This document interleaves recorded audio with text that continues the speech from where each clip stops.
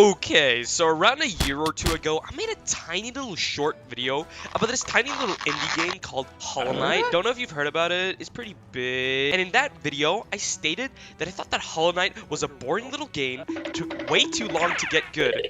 And I still sort of stand by that point, but other aspects did get better. I actually finished the game around a year ago and was planning on making a follow-up video on the game, but we all know where that went. So I replayed the game for the sake of this video, and I thoroughly enjoyed my time with it, even if I still have complaints. Like, the game does still, in my opinion, take a bit longer than needed to get off the ground, because even on a replay, I still got lost way too often. That may be more of an issue with my brain chemistry, though. But the upsides do actually make up for that long and boring early game, in my opinion. I've come to love the atmosphere and don't mind exploring as much. And chasing around Hornet is oddly fun and not weird at all. I've really come to appreciate the downtime before bosses. Even though the bosses are still the best part of the game, I can appreciate just taking a deep breath and trying to piece together what happened in Hollowness. I started to see it as more like a piece of art with decent gameplay. And I actually think that kind of enhanced it for me. And oh my god, I love the combat in this game.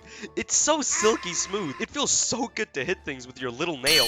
I can hate this game immensely, but I still get stupid amounts of dopamine by hitting things in this game. And I love progressing and getting a tiny bit stronger after every experience, like getting the Fush Roda or even just the dash and double jump. It's just such an amazing feeling seeing yourself gradually getting stronger and just generally better at the game. God, I love progressing so much. The only negative with the getting stronger part is that I've heard that the more you upgrade your nail, the more HP the enemies get. If that's true, then I think that's a dumb mechanic, because what's the point in even upgrading your damage if they scale off that? That's not a super big issue, so it doesn't actually take away from my experience. I actually do like traversing now. I find it fun to be able to like fly like Superman in certain areas, and wall climbing will never not be cool. Now, I have said I like traversing, and I do stand by that, but I do still think that dying is a bit too punishing. Now, I don't want him giving me a gold medal, but I really don't want to take another 15 minutes running the same path I've already done.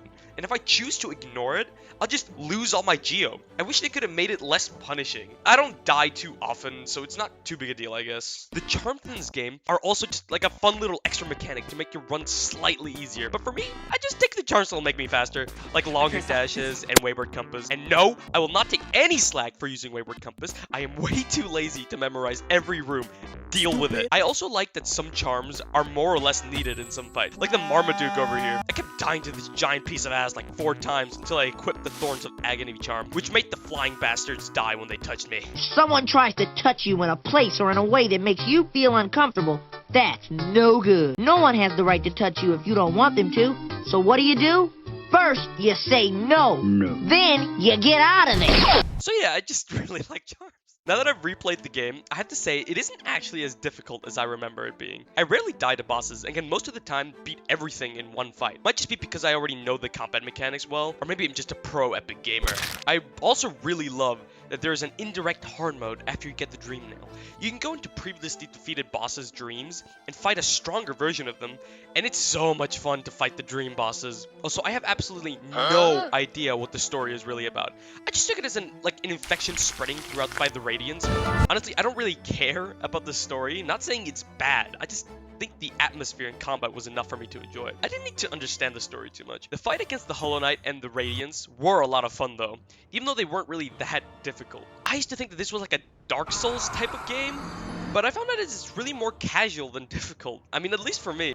Wow! I really like the map in this game as well. Unlike a certain other game, the map mechanic feels cohesive and easier to navigate. Even if I do use the Wayward Compass, I could probably still navigate it without it. I just use it because it makes it easier and less of a drag. I'm just baffled on how I used to view this game, because when I look back at that old video, I mostly disagree with everything. What a dumb little child I was. Honestly, my last video is just outdated as fuck, because I feel like I was purely acting out of frustration and zero logic. I just wanted to progress as fast as possible, and I see the error in my thinking now. A lot of games and stuff in media will tend to take long to get good or interesting, so I'm glad I gave this game the chance it deserves. And now I can sit here and become the 2 billionth person who's in denial about Silksong ever coming out in our lifetime. It's been like 6 years! What the hell is going on?